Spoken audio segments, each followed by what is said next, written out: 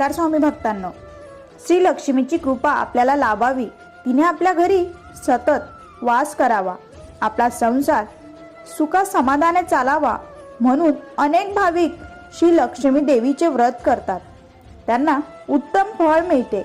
व्रताची सुरुवात मार्गशीर्ष मासातील पहिल्या गुरुवारी करून शेवटच्या गुरुवारी उद्यापन करावे असे सांगितले आहे. जर मार्गशीर्ष मासी जमले नाही तर कोणत्याही महिन्यातील पहिल्या गुरुवारपासून व्रत सुरू करावे व शेवटच्या गुरुवारी सांगता करावी. काही भाविक दर महिन्यात व्रत करण्याचे ठरवून सतत 1 वर्ष हे व्रत चालू ठेवतात. या श्री लक्ष्मी व्रताचे नियम, पूजाविधी व कहाणी, आरती इत्यादी दिले आहेत. त्याप्रमाणे आपण सर्व विधी करावा. श्री लक्ष्मीच्या कृपेने सर्वांचे मनोरथ पूर्ण होतात.